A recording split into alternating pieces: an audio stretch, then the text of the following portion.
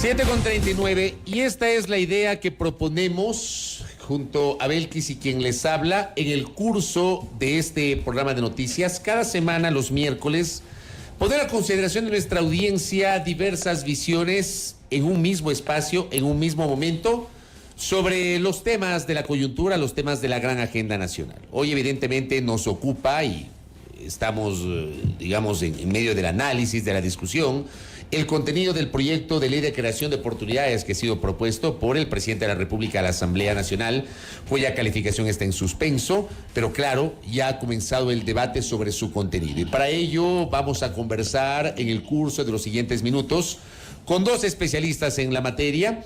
El doctor Andrés Mideros, él fue secretario de Planificación y Desarrollo y actualmente es decano de la Facultad de Economía de la Pontificia Universidad Católica del Ecuador, y el ingeniero Osvaldo Landázuri, empresario y analista económico. A los dos les quiero agradecer por la gentileza de acompañarnos en este primer espacio que vamos a tener de tertulia, de debate con nuestros invitados.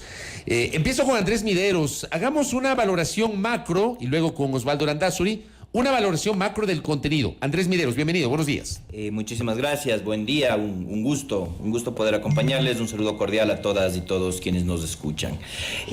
Varios elementos para plantear sobre el proyecto de ley. Lo primero, lo que está en discusión en este momento, que es una discusión que tiene una arista jurídica y una arista política, y es en cuanto al dictamen de la Unidad Técnica Legislativa que recomienda que no se califique el proyecto, dado que incumple con la Constitución y la ley, porque no mantiene unidad de materia.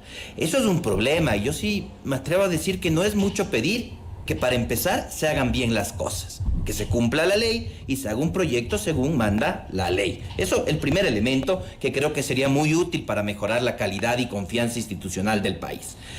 Lo segundo, en este sentido, es que es un proyecto bastante largo, bastante complejo. Justamente hemos escuchado decir porque pretende ser integral. Más allá del buen deseo de ser integral, no hay que incumplir la ley. Ese es mi criterio y creo que es lo lógico.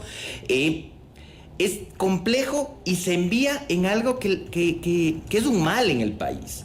Enviar leyes económicas urgentes queriendo que el país y que la Asamblea discuta en 30 días temas súper sensibles como son las relaciones laborales, como son las cargas tributarias, como son incentivos, etc.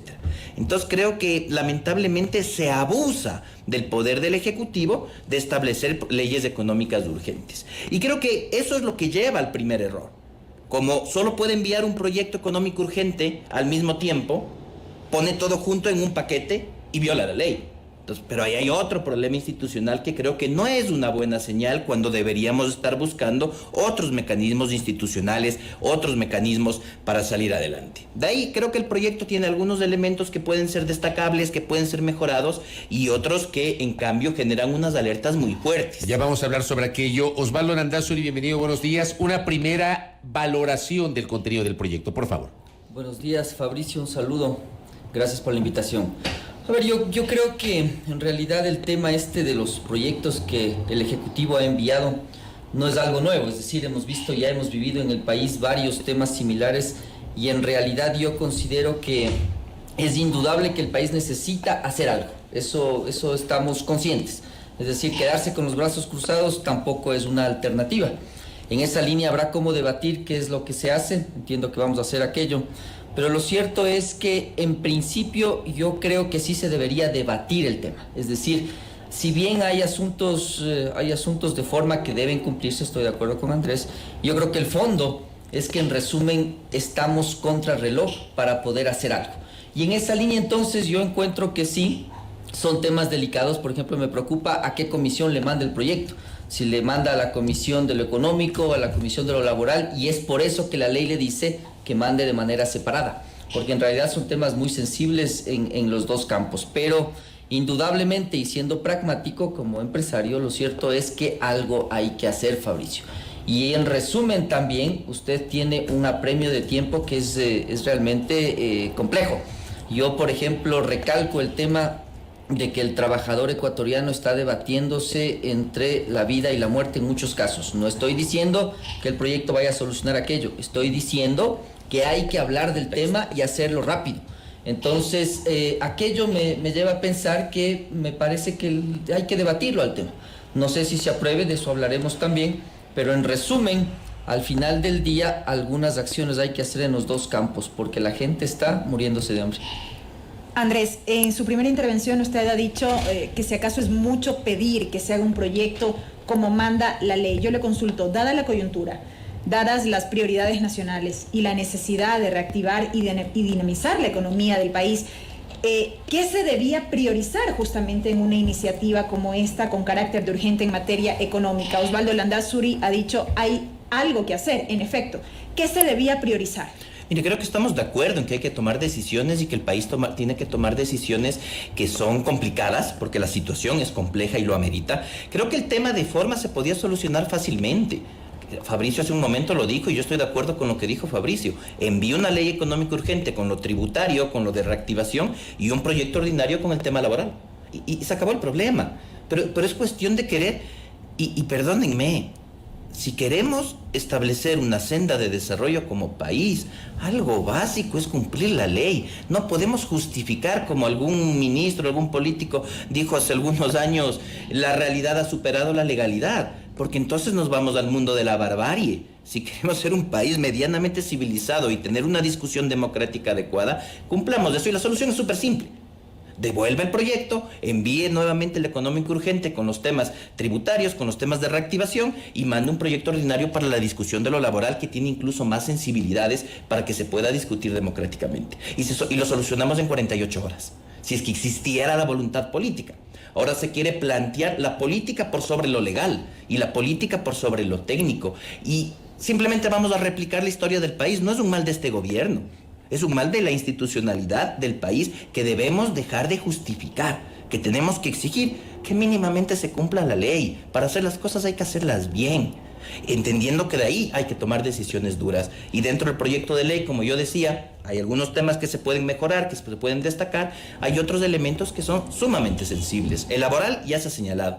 El laboral es muy complejo. El pretender tener una normativa paralela que empieza a generar fragmentación en la calidad de derechos que tienen las personas trabajadoras. Unos con el Código del Trabajo, con un marco normativo, con unas garantías que se dice que se va a respetar porque no se va a poder pasar a quien ya está en ese código a la nueva normativa, ¿ok? Pero otros con otra normativa más flexible que permite despidos sin necesidad de visto bueno, que permite reducciones de jornadas, que permite jornadas laborales de hasta 12 horas en un mismo día. Es decir, vamos a tener trabajadores con derechos tipo A y trabajadores con derechos tipo B, y eso es un absurdo en la sociedad. Empecemos por eso el debate de fondo. Osvaldo Landázuri, que además de analista, también está vinculado al sector empresarial. La parte laboral, empecemos por allí. ¿Es o no positivo el contenido que ha propuesto el presidente de la República con base, por ejemplo, en estas observaciones que citan tres videos? Osvaldo, por favor. A ver, ahora sí, hablando de lo que contiene la ley, concuerdo en que las formas son muy importantes, estoy de acuerdo con ello y por lo tanto habría que resolver el problema también, pero estamos donde estamos y con esto habrá que trabajar. Ahora, respecto al contenido de la ley, pues yo qué digo, Fabricio, nosotros estábamos esperando un cambio profundo en el país. A ver, cambio profundo, no quiero implicar que vamos a aplicar una economía libertaria del golpe a la mañana, del golpe del día de la noche a la mañana, en un día hacer aquello, pero lo cierto es que hay que tomar en cuenta otra vez el pragmatismo y dejar a un lado la ideología en un momento. Y entonces yo digo, si es que tengo 7 de cada 10, indudablemente que no están trabajando formalmente, indudablemente hay algo que hacer. Esperábamos entonces una nueva composición del Código de Trabajo. Como empresarios y como analistas hemos visto que lo cierto es que, en resumen, Fabricio, si usted está dolarizado ya, tiene una rigidez que es compleja. El tipo de cambio fijo por excelencia es estar dolarizado, lo cual le impone retos importantes en cuanto a reaccionar a shocks externos, lo que dice la teoría económica. Y entonces, la siguiente pregunta es si todo el resto de la sociedad es tan rígido como la dolarización. Y eso sí pasa con el Código de Trabajo, es demasiado rígido. Entonces, había que revisar ciertos temas. ¿Cuál es el problema de este gobierno? Los dogmas. Así como en el pasado los dogmas fueron un problema y nos llevaron a lo que estamos metidos ahora, este gobierno tiene otros dogmas que son absolutamente complejos.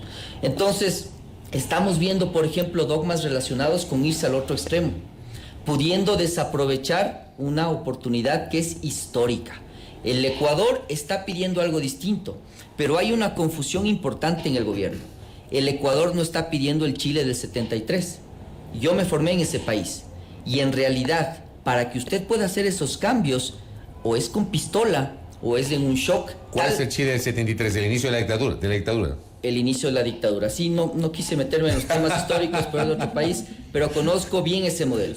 Es facilito pasarse del capitalismo vorágine, si cabe el término, a un socialismo en donde la gente recibe beneficios y todo lo demás, que es lo que pasó con Correa en su periodo. Lo contrario es bien complejo. Es decir, cuando usted empieza a limitar ciertos derechos, cuando empieza a exigir otro tipo de comportamientos de la sociedad en línea contraria, Fabricio, lo que sucede es que las reacciones son mucho más adversas en términos de mayorías. Entonces, como este gobierno tiene dogmas tan fuertes en algunos de los asesores que realmente proponen, por ejemplo, que evitar tributos es moralmente adecuado porque el Estado se roba la plata, entonces lo que usted tiene ahí es un choque entre una visión socialdemócrata del ministro Cueva con unos libertarios que le quieren transformar esto en Panamá o en lo que explotó en Chile, porque indudablemente Chile tiene unas cosas muy buenas también como país. Con esto dicho, Fabricio, lo que sucede es que usted tiene algunas cosas buenas. Hay que flexibilizar horarios. Yo he dicho, tenemos que ver si trabajamos por horas. Probablemente sí, no nos queda otro camino. Yo he visto, por ejemplo, gente que entrega pan en una panadería en la madrugada, luego pasa a una farmacia en la noche, al mediodía en un restaurante. Puede ser. Eso no significa, Fabricio, que esa persona va a quedar desprotegida en el código. Cada empleador debería aportar, debería hacer que el trabajador esté afiliado en 3 sitios y generar mejores ingresos. Debería ganar una hora que es más alta que los $400 mínimos, es decir, en promedio debería ser más alta. Sí, indudablemente. Pero de ahí a decir que los empresarios estamos pidiendo que nos indemnicen cuando un trabajador es despedido por temas tan subjetivos como mala conducta, ineptitud, me parece que era la otra palabra. ¿Qué es ineptitud? Es decir, nadie ha pedido aquello. Y es entonces cuando viene el otro problema. El gobierno hizo otra vez solito esta ley. Y entonces al hacerla solito, lo que resulta es en algo en lo que no está de acuerdo ni uno ni otro. Ni los libertarios de Lazo probablemente estén de acuerdo con subir impuestos, ni tampoco los empresarios racionales, a los cuales yo creo que pertenezco, en que nos paguen una indemnización. Entonces, yo qué diría, restar esos temas, quitar aquellos asuntos que son lesivos para la sociedad y avanzar en un camino racional que le permita al país trabajar. Es lo que estamos buscando todos, trabajar. Necesitamos contratos más flexibles, necesitamos que los jóvenes puedan... Hoy, por ejemplo, ustedes tienen desesperación en muchos jóvenes que no empiezan a trabajar ni siquiera. Entonces sí, capaz que es preferible que un joven pueda trabajar 3 horas en un sitio y 2 en otro. Probablemente sí. Quién sabe si eso es un buen camino.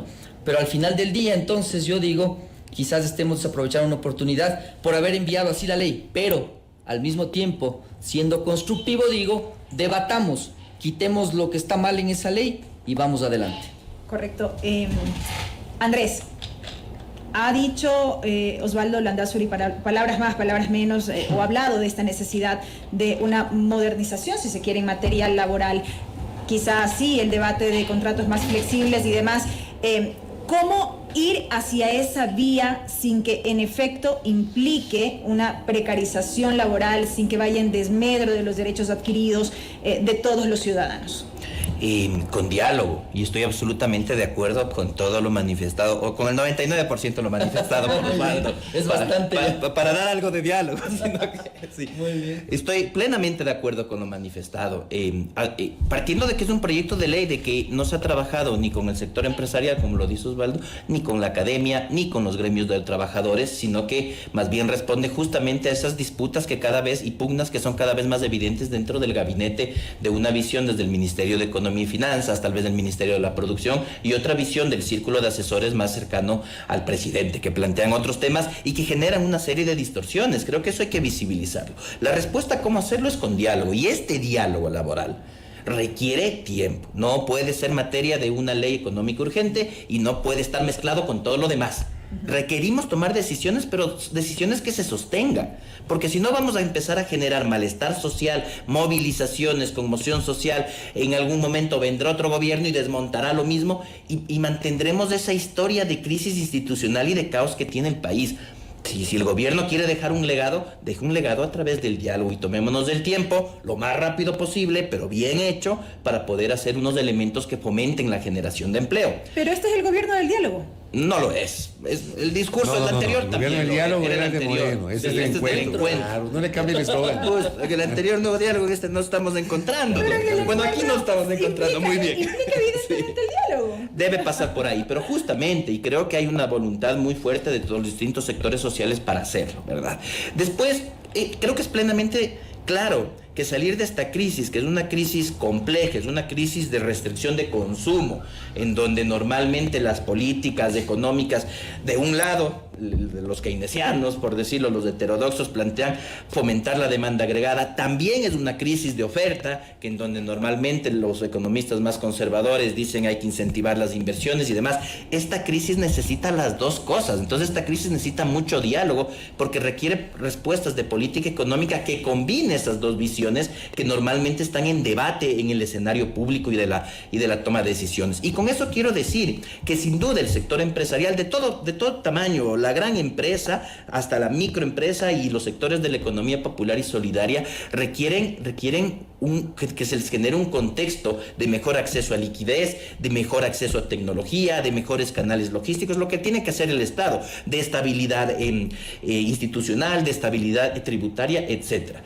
También requerimos, somos un país de altísima informalidad, requerimos generar unos incentivos para mejorar las condiciones de vida de la gente, pero no para ponerla solo en papel, porque yo siento que el proyecto de ley, como está planteado en este momento, únicamente pone en papel. La persona que trabaja informal o que trabaja por fuera de los horarios, que no se le reconoce ningún contrato ni nada, generamos un marco normativo para darle un papel, un contrato, pero su condición de vida sigue igualita, ¿verdad? Tenemos que generar unas condiciones, y yo estoy de acuerdo con Osvaldo, en este país hay muchos temas que requieren poder manejar otro tipo de jornadas, pero hay que reconocer derechos, hay que viabilizarlo ágilmente, garantizando derechos, para que no sea un dolor de cabeza, para que el incentivo no sea más bien contratar informalmente, ¿verdad? Generemos incentivos para que el contrato pueda ser formal, para que pueda ser ágil, pero que respete la calidad de vida y la dignidad de las personas. Pero mi pregunta hace minutos, y le quiero insistir, Osvaldo Landazuri, si como está concebida la parte laboral, sí resulta atractivo para el empresario, le pregunto. En unas partes, por supuesto. Por ejemplo. Es decir, por ejemplo, los costos laborales. Yo me he referido a esos temas desde hace años. Quizás no tuve buena acogida en los gobiernos de turno porque he sido bastante objetivo en lo que digo, Fabricio. Y en esa línea, entonces, sí hay costos que son excesivos. Es decir, es muy cara la mano de obra en el país. Con esto los trabajadores que nos escuchan van a decir, bueno, este empresario lo que quiere es precarizar el trabajo y ganemos menos. Nunca. Yo lo que dije es, hay costos que el trabajador nunca los llega ni siquiera a ver. ¿Por qué? Porque este código tan rígido incluso fomenta malas prácticas de muchas empresas. Por ejemplo, les hacen firmar la renuncia cuando empiezan a trabajar. ¿Para qué? Para no despedirles. Entonces, ¿qué hago? Si es que veo que es excesivo el costo de despedir a un trabajador, flexibilizo aquello, le bajo la carga y facilito que el trabajador se mueva de un lado a otro. Por supuesto que eso va a tener resistencia, sí, va a tener resistencia. Pero lo cierto, Fabricio, es que para mí ese ejemplo ilustra que si es que no hace algo incómodo también, sin irse al extremo de decirle, págueme usted porque es inepto, y ahora que es inepto, pues no sé, se equivocó en un cálculo matemático. Eso es el extremo que llevaría a la explosión social que menciona Andrés, pero lo cierto, Fabricio, es que hay costos que son muy altos, hay periodos que también son muy largos. Uno en un año, por ejemplo, en un emprendimiento, no alcanza a ver nada, Fabricio. Es decir, muchos de los emprendimientos necesitan 4, 5 años para poder estabilizarse. Y entonces, si es que usted hace que esté obligado el emprendedor a que la carga total del trabajador se vuelva un asunto complicado, lo que hace es que el emprendedor le contrate a un venezolano, a un cubano, a un colombiano, que sea todo escondido, que no pague temas de seguridad social, etcétera. Y entonces ahí se encuentra con la realidad. Esa es la realidad. Usted va a un restaurante y se encuentra con muchísimos meseros extranjeros. Sí. Y entonces, ¿qué pasa con esos meseros? Esos meseros no estarán afiliados. Porque no están regularizados. Porque no están regularizados. No tienen un estatus regularizado. Entonces, y como no están regularizados, no hay cómo afiliarles. Y entonces ahí funciona muy bien lo que dice Andrés. Es decir, una visión, demanda agregada, Correa. Invierto, peor todavía desde el lado público, y entonces le hago un Estado gordo, un Estado obeso que no es sostenible. Porque, ojo una cosa, las estrategias de negocio se conocen exitosas cuando se sostienen en el tiempo. Para mí, igual pasa con un país. Es decir, hay que modular las estrategias de desarrollo. En un momento del tiempo puede ser útil uno, pero en otro no. Y ahí le quiero preguntar a Andrés Mideros. A ver, se aprobó una constitución en 2008 y resulta que hay dos leyes que nunca las pusieron en el tapete para reformularlas, para crear nuevas leyes, la Ley de Seguridad Social y el Código de Trabajo. Le pregunto, esa fue una asignatura pendiente. ¿Qué pasó, Andrés Mideros? ¿Qué pasó? Habría que preguntar a los actores de turno. Pero son leyes que tienen que revisarse. Yo estoy plenamente de acuerdo que la Ley de Seguridad Social no se corresponde con lo que manda la Constitución, el Código de Trabajo tampoco, y es un código absolutamente viejo. Ni se diga el Código Civil. Aquí tenemos una serie de trabas todavía dentro del Código Civil, bien conservadoras, casi coloniales. Entonces sí hay que revisarlo. Yo estoy plenamente de acuerdo en que hay que revisarlo y hay que abrir el diálogo. Después, ¿en dónde podemos encontrar alternativas también? Porque yo entiendo la problemática del emprendimiento. El emprendimiento además es una actividad de riesgo. Hay alguien que está asumiendo un riesgo y por ende tiene una expectativa de ganar en el futuro, pero le puede ir mal, y si le puede ir mal, pierde.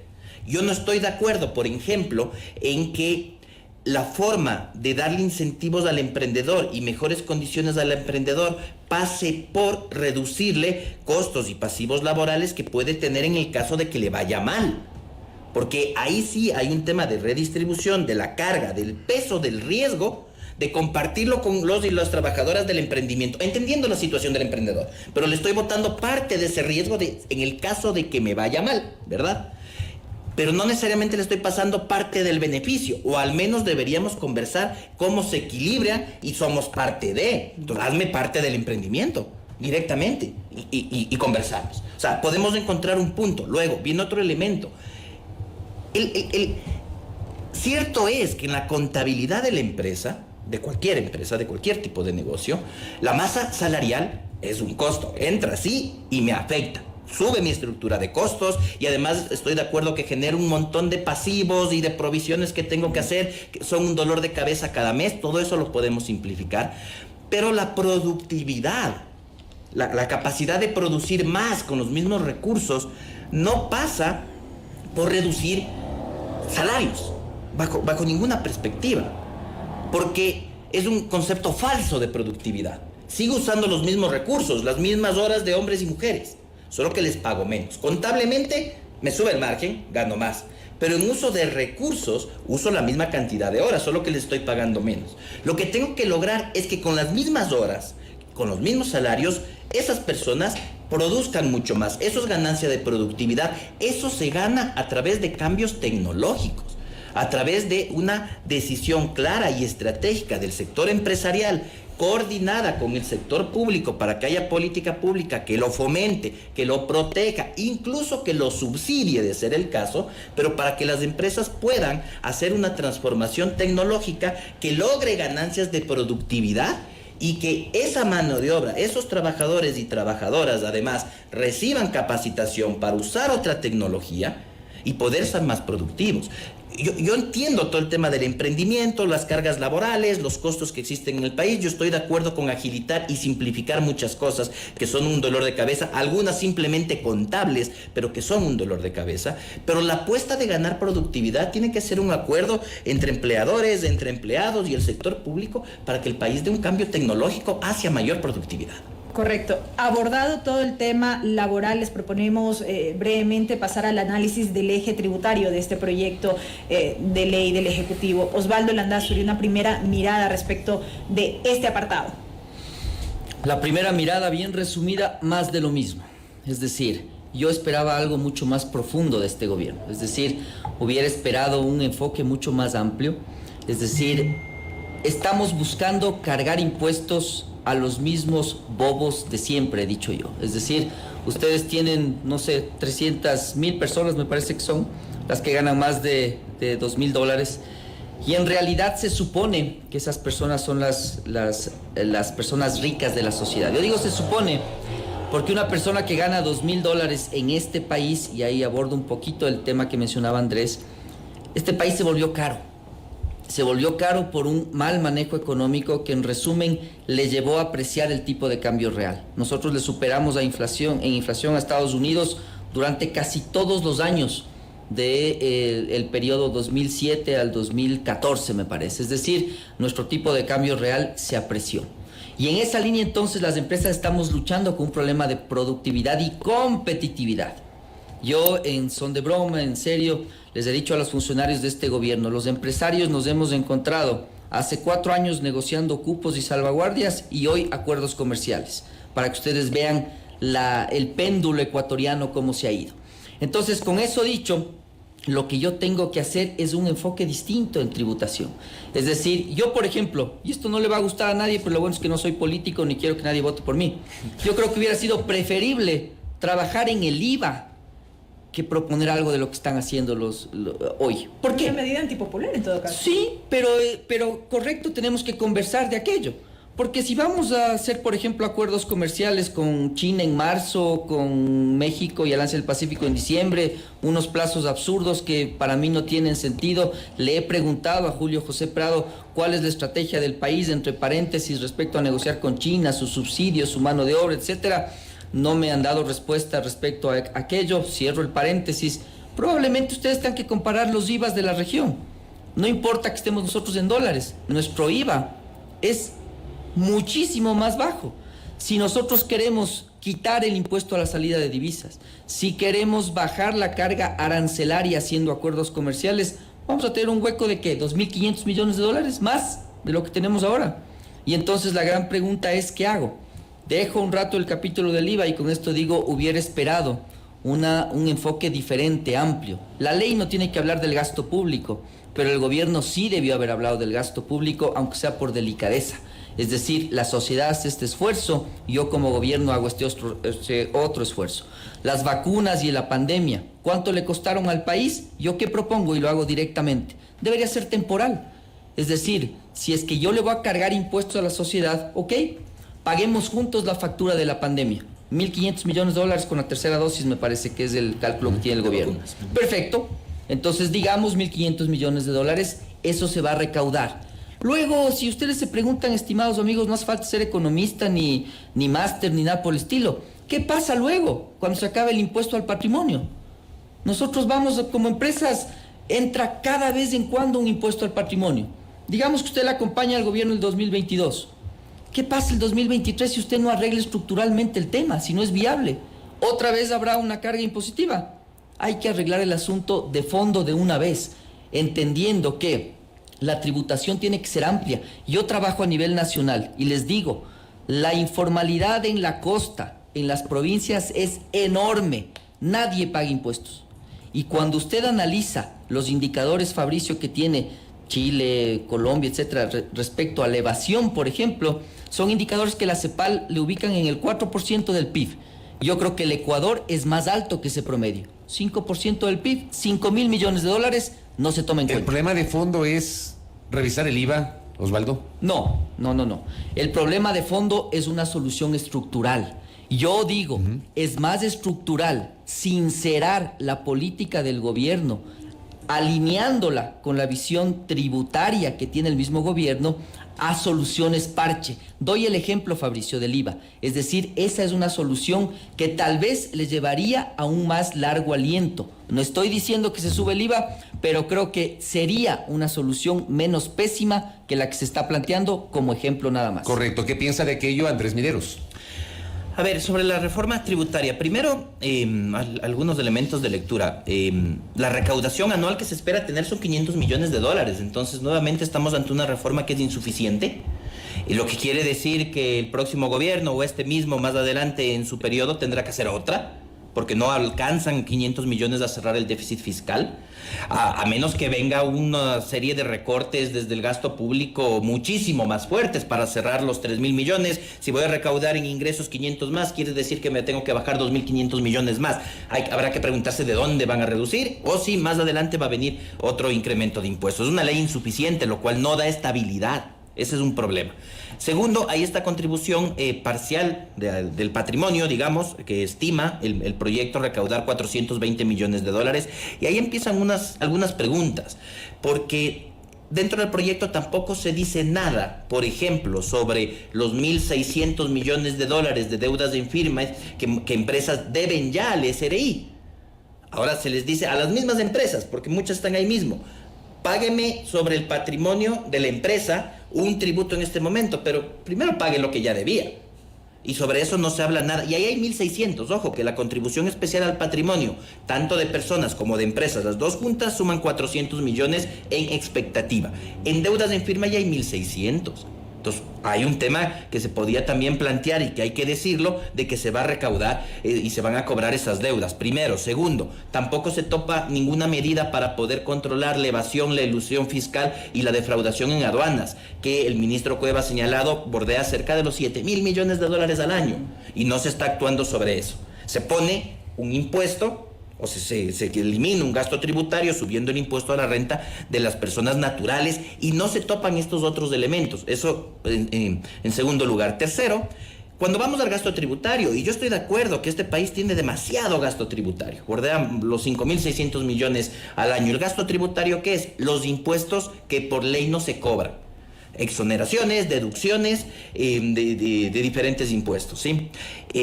Cerca de 5.600. Dentro de eso está el IVA también, porque el IVA, hay muchos productos con 0%, van a haber otros adicionales si es que pasa esa parte del proyecto de ley. Ahí hay un componente de cerca de 1.200 millones que yo creo que beneficia en gran medida a la sociedad y que permitiría justamente que sí discutamos seriamente el IVA. Porque hay muchos productos, los de primera necesidad, que ya graban cero. Claro, graban cero. Esos no se toparían. Pero hay otros productos que no son de primera necesidad, donde sí tenemos margen de discutir, como se lo hizo para financiar la reconstrucción post-terremoto de Manabí y Esmeraldas, cuando el IVA subió a 14, luego volvió a bajar a 12. Pero sí hay un margen de conversación, creo yo, sobre el IVA, que lamentablemente el gobierno le quita el cuerpo. Luego, vuelvo al gasto tributario de impuesto a la renta. Datos del SRI. En 2019, el gasto tributario de las personas naturales, hogares, personas, por las deducciones que hacemos de nuestros gastos, sumó 800 millones de dólares. O sea, una expectativa de que se podría cobrar 800 millones de dólares más eliminando esas deducciones.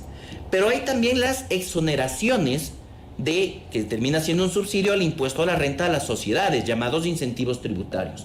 Eso suma 1.800 millones de dólares. El gobierno decide: voy a topar a las personas y a los hogares, no voy a topar a las empresas en los subsidios que les damos a su impuesto a la renta, y es más, se los voy a subir, porque el proyecto de ley plantea que la exoneración de pago de impuesto a la renta para nuevas inversiones en Quito y Guayaquil, que actualmente era de 8 años, pueda ser de hasta 15 años. Les duplica 15 años sin pagar impuesto a la renta a nuevas inversiones. ¿Para estimular la inversión está bien? No necesariamente, y voy a volver a esta pregunta, Fabricio, solo quiero terminar el argumento en lo otro. El gobierno decide no topar a las empresas, a las grandes sociedades, extenderles 7 años más, de 8 a 15 años, década y media sin pagar impuesto a la renta. Por favor. Y ya voy a explicar sobre los incentivos perversos detrás de eso. Pero hay una decisión de economía política. Decido topar a los unos y no a los otros. Me meto luego entonces con las personas naturales, menos de 2.000. No pasa nada, eso está muy bien. Pero luego la forma en que la medida de eliminación de deducciones funciona hace que, por ejemplo, en un ingreso de 3.000 dólares, el impuesto a la renta real a pagar se incrementa en 200%, en 3.000 dólares. En 5.000 dólares se incrementa en 92%. Se duplica, en el otro se triplica. Cuando voy subiendo en el nivel de ingresos y llego ya a ingresos millonarios al año, 100.000 mensuales, 1.200.000 al año, el incremento es de apenas el 1.2%. Esto funciona, evidentemente, porque ya ingresos superiores a los 100.000 dólares ya no podían deducir desde hace algún tiempo, ¿verdad?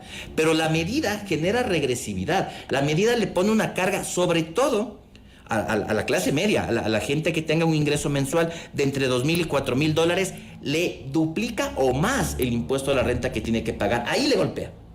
Al súper rico no le topa, o le topa en el 1% o menos. A la clase pobre, vulnerable, a la clase media baja, digamos, no le topa, porque no paga, ni no pagaba, y no va a seguir pagando impuesto a la renta. Le golpea justamente a la clase media de los ingresos de entre $2,000 y $4,000. Entonces hay unas decisiones que va tomando el gobierno que justamente generan mayor desigualdad. Explico lo de los incentivos. Atraer inversiones es bueno, en términos generales. Así como el comercio es bueno, en términos generales, porque me permite intercambiar mejor, acceder a cosas que yo no tengo, pero depende. El comercio es bueno y cualquier tienda, cualquier negocio, cualquier país lo sabe en la medida en que vendo más de lo que compro. Y en la medida en que no estoy sustituyendo mi producción nacional por producción extranjera. La inversión es buena si es que viene y genera empleo, genera transferencia de tecnología, consume insumos locales para generar encadenamientos productivos, reinvierte los dividendos que tienen. Esa es una buena inversión. Después viene la pregunta. ¿La inversión va a venir porque se le exonere del pago del impuesto a la renta? La literatura empírica a nivel global es tajante en esto. No. La inversión va a venir si es que tiene alta rentabilidad, si es que tiene una estabilidad institucional, si es que tiene estabilidad jurídica, si tiene estabilidad tributaria. Eso atrae las inversiones. Si es que tiene un mercado capaz de comprar los productos que se van a producir, si es que tiene mano de obra calificada para trabajar en lo que se vaya a invertir, ahí viene la inversión. No viene por darle estos incentivos. Y tal es el punto que el país aprobó estos incentivos a 8 años en Quito y Guayaquil, a 15 años sí estaba para inversiones en fronteras en el 2018, en agosto del 2018, y esa inversión no vino. Y no me digan que no vino en 2020 por la pandemia, está bien, pero tampoco vino en el 18 ni en el 19. El ex ministro Campana, en el gobierno de Lenín Moreno, ofreció que vendría la inversión y ya se dieron estos incentivos, y no funcionaron en el caso ecuatoriano, y ahora se los incrementa. Y ahí es donde podemos ver, efectivamente, yo en eso... Ahí visibilizo que hay un círculo dogmático que asesora al presidente y que introduce una serie de cosas que más bien generan demasiado ruido. Correcto, entramos de esta manera ya en la recta final de este diálogo y yo quiero preguntarle, Osvaldo, dadas como están las cosas y el proyecto como tal, ¿cómo se mira el futuro de esta iniciativa y de la mano de ello el futuro de la política económica del país? Complicado porque... creo que han habido muchos errores. El primero es haber hecho, insisto, solos este proyecto, un círculo dogmático muy complicado de las cámaras de comercio de Guayaquil fundamentalmente. Yo creo que es delicado, creo que los pasos que va dando el gobierno son erróneos. El decirle a la presidenta de la Asamblea, yo te puse ahí, así que ahora revisas esto, me parece que es un error, pues parece como que fuera Hacienda. Entonces, complicado. En resumen, le veo difícil la parte política.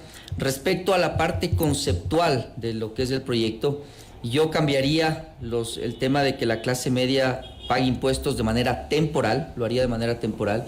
Introduciría otras cosas, incluso no solo en el proyecto, sino como compromisos paralelos. La evasión es un tema, es decir, deberíamos tratar como país todos los esquemas que tiene la información para que se cruce, porque algo de lo que conversa Andrés es cierto, indudablemente, pero también hay otros asuntos detrás, es decir, este gasto tributario, bueno, que son términos económicos, que el gasto tributario no es más que lo que el gobierno no cobra por haber excepcionado ciertos impuestos o deducciones, etcétera. Lo que ha ocasionado es que muchos, por ejemplo, muchas personas que están yendo a pagar impuestos pidan facturas, y al pedir facturas lo que genera es una transversalidad en la formalización de las empresas. Es decir, va y muchos se han encontrado con esto, ¿quiere factura o no quiere factura? Claro, ¿quiere factura con datos o consumidor final? Entonces, ahí el tema es... Yo siempre pido con datos.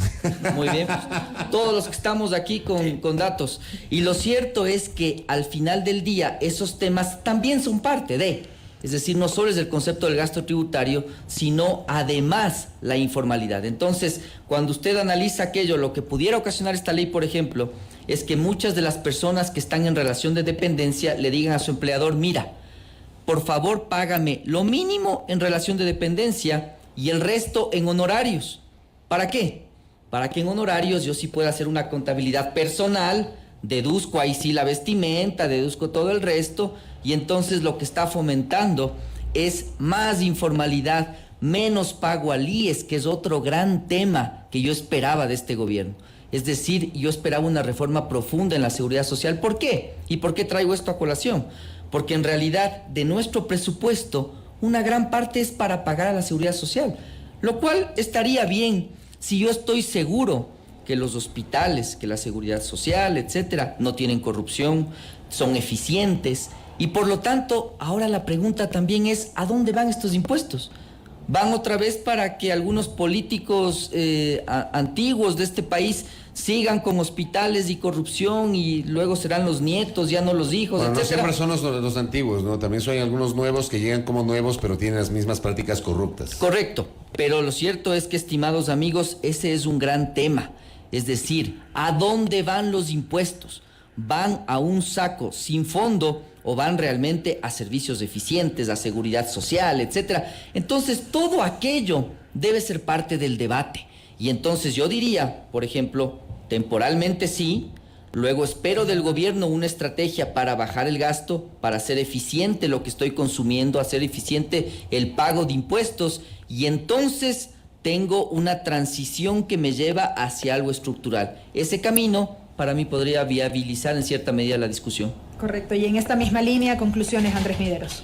Creo que el país necesita alejarse de los dogmas, eso es importante y eso es un mensaje también, creo yo, que tiene que llegar al gobierno y directamente al presidente, alejarse de los dogmas y poder construir sobre la base del diálogo y algunos elementos de reactivación. Creo que todo el país es consciente que se tienen que tomar medidas, pero esas medidas tienen que ser dialogadas, tienen que ser procesadas, tienen que ser democráticas si queremos empezar a hacer las cosas distintas. No se trata de gente nueva aquí, se trata de ideas nuevas y de formas nuevas de hacer las cosas. Y eso pasa, lo laboral hay que discutirlo, lo dijimos también al principio, el proyecto de ley, como le dice la Unidad de Técnica Legislativa, está atentando contra la Constitución y la ley. Creo que eso es algo que se tiene que revisar inmediatamente. El tema laboral debería tratarse a través de un proyecto ordinario, con amplio diálogo con el sector empresarial, con los trabajadores, con la academia, para construir unas reformas que permitan dinamizar a la economía, de acuerdo, pero por otro lado, y remitir el económico urgente con los temas tributarios, que sabemos que es inmediato, que se tienen que tomar decisiones frente a eso, pero se tiene que discutir y explicar, lo ya dicho. ¿Por qué reduzco el gasto tributario de las personas y no el de las empresas? ¿Por qué o cómo quiero pedirle una contribución al patrimonio a empresas por 400 millones, incluido personas, cuando me deben 1.600 millones en deudas en firmes en el SRI? ¿Por qué en el proyecto de ley no estoy atacando la evasión y la elusión fiscal? ¿Por qué estoy eliminando el impuesto a las herencias en este momento? ¿Qué tiene que ver el impuesto a las herencias en este momento? Sí, claro. ¿Por qué? Podemos discutirlo, pero ahorita no tiene alguna razón de ser. Y eso pasa por exigirle al gobierno que se libere de dogmas, que retire ese proyecto, que trate una materia económica urgente, que lo otro lo vayamos discutiendo democráticamente a través de proyectos de ley ordinarias, a ver si por ahí efectivamente cumplimos este tema del encuentro. Les quiero agradecer a los dos, les habíamos invitado justamente porque tanto Osvaldo Landazuri cuanto Andrés Mideros tienen conceptualmente algunas diferencias, pero también coincidencias que se han expresado en este espacio respecto del contenido del proyecto de ley. Gracias, Osvaldo Landazuri. Gracias, Andrés Mideros, por compartir estos minutos aquí en A Primera Hora, por Radio Sonorama, la gran señal nacional. Vamos a la pausa. Al volver, Ramiro Aguilar Torres en nuestro espacio de noticias.